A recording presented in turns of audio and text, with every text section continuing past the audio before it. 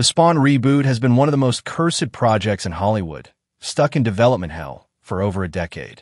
Announced back in the 2000s, the film has gone through countless delays, rewrites, and shifts in creative direction, yet it still hasn't even started filming.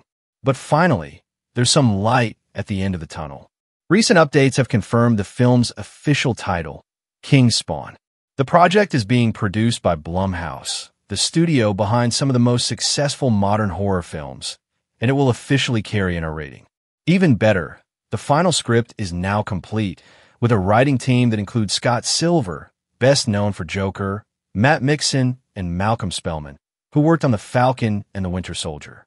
Todd McFarlane, the creator of Spawn, remains deeply involved as a creative director and executive producer, and according to him, King Spawn is set to be the first true horror superhero movie.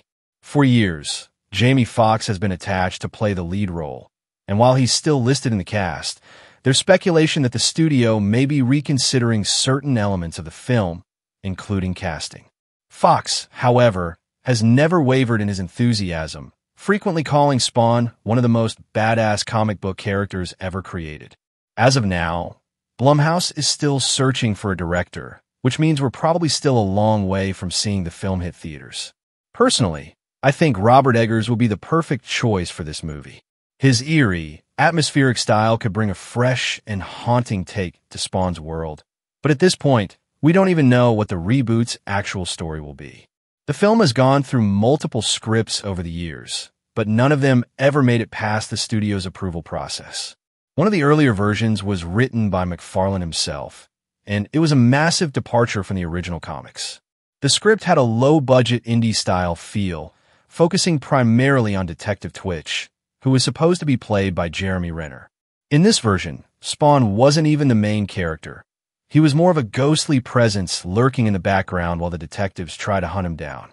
The film was also set in 1980s New York, completely skipping over Spawn's origin story and throwing audiences straight into the action.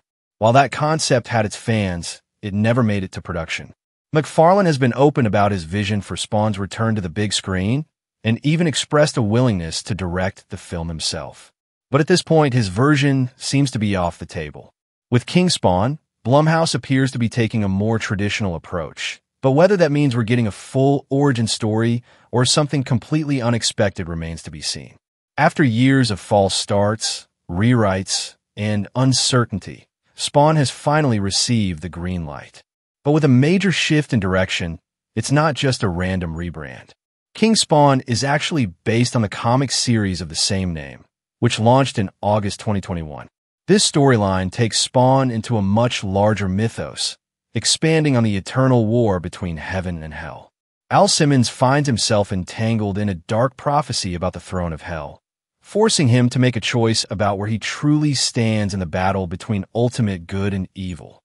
Unlike past Spawn stories, where he was more of a rogue anti-hero fighting against both sides, King Spawn places him in a position of power as a leader in this supernatural war. It's not hard to imagine how this could play out on the big screen.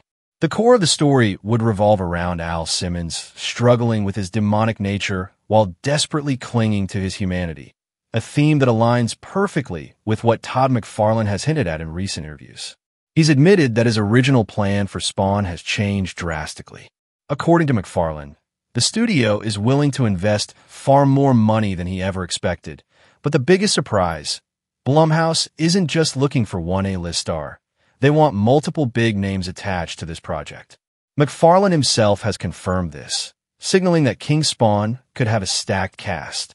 That also means the film isn't going to be some small-scale artsy horror flick. It's aiming to be something much more significant, while still avoiding the bloated mega-blockbuster trap. And it makes sense. The King Spawn comic arc featured otherworldly locations, massive supernatural battles, and deep religious horror elements, all of which would make for a visually striking and thematically rich film. But at the same time, much of the story still takes place in New York, keeping the street-level grit that fans love about Spawn. The biggest advantage this reboot has is that it's not just another superhero versus villain movie. The King Spawn storyline is packed with moral conflict, deep character dilemmas, and heavy religious horror themes, Exactly the kind of thing that could set Spawn apart in an era oversaturated with comic book films.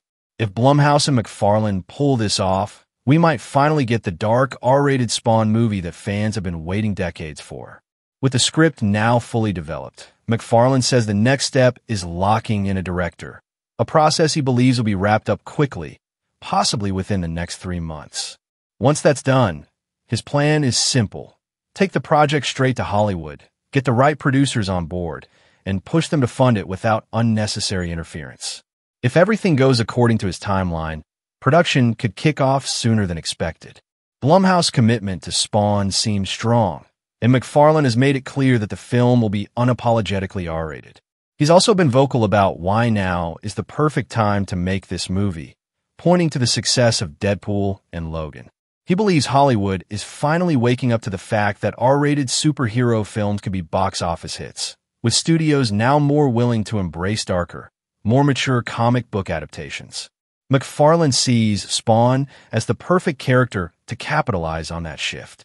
Back in the 90s, Spawn dominated the independent comic book scene, standing apart from the mainstream superheroes of Marvel and DC. Now, it looks like his long-awaited return to the big screen will do the same by taking a completely different approach to the superhero genre. Rather than another standard origin story, King Spawn is shaping up to be a blend of horror, supernatural thriller, and psychological drama, something unlike anything else in the current comic book movie landscape.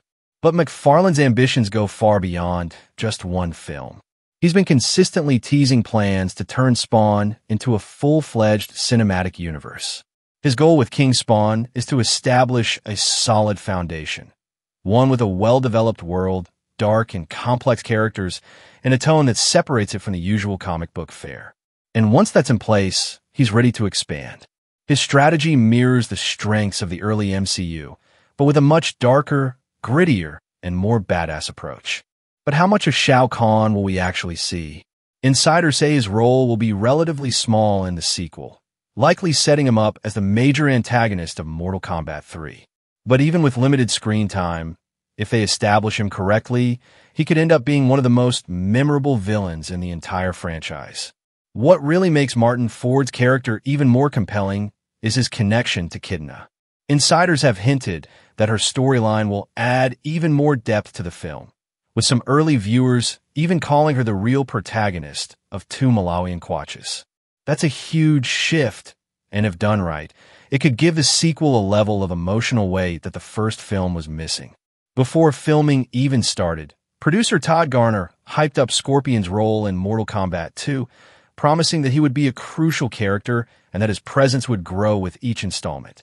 Naturally, fans expected Hanzo to play a bigger part in the sequel, but according to early viewers, his storyline actually gets cut down significantly, leaving a lot of his potential frustratingly unexplored. That's definitely a letdown for those who wanted to see more of his arc. That being said, one thing we do know is that the long-awaited fight between Scorpion and Noob is happening in the sequel, and based on what we've seen so far, it's very possible that this newly revealed shot is from that very battle. But despite Scorpion's confirmed return, the real focus of the sequel seems to be shifting toward Kidna and Johnny Cage. Mortal Kombat 2 is already getting some heat for its ending, or rather, its lack of an ending. According to leaks, the film doesn't set up future sequels in any meaningful way, which is a bold and maybe risky choice considering the franchise's long-term potential. On top of that, a lot of characters seem to be getting sidelined, which is rubbing some fans the wrong way. But let's talk about what is working. The fight scenes are absolutely brutal, and Shao Kahn's portrayal is already shaping up to be a highlight. These elements are earning the sequel some serious praise, even among fans who are frustrated with other aspects. It's also important to remember that these test screenings are happening almost a year before the movie's official release. Studios do this so they can gauge audience reactions and, if necessary, make adjustments. That being said, while certain scenes might get tweaked or trimmed, the overall plot structure is already locked in. There's no time for a major rewrite, so at this point, we have a pretty clear idea of what to expect from Two Malawian Quatches. It's a direct continuation of the first part. Nothing drastically different, just more of the same with a few extra fan-favorite characters thrown into the mix. Whether that's a good thing or not, well, that's up for debate. Aside from Kitana and Shao Kahn, the sequel will introduce Jade, Queen Sindel, Quan Chi, Jared, and Baraka, diving even deeper into the MK universe. The real challenge will be balancing all these new characters without turning them into glorified cameos. We've seen franchises bite off more than they can chew before, and the last thing Mortal Kombat needs is another round of wasted potential. But it's not just the newcomers that are making waves. The returning characters are just as exciting. Ed Boon has confirmed that the sequel will finally explore the Netherrealm, explaining how certain fighters can come back from the dead. This means the concept of the Revenants will play a major role, opening the door for Joe Tames Bean to officially rise as Noob Saibot. And he's not the only one making a comeback. Kano is officially returning, along with Kung Lao, once again played by Max Huang. With the Netherrealm in the mix, the fallen warriors from the first film are about to get a whole new purpose as the tournament unfolds. At the end of the day, Mortal Kombat 2 still has a real shot at success. The franchise is too iconic to just fade away, even after the first film's missteps. If the sequel can deliver on its promise, it might finally be the movie we've been waiting for. For now, all we can do is wait. The first trailer is just around the corner, and the movie itself is officially set to hit theaters on October 24th, which means we've got about 6 months to go. Stay tuned.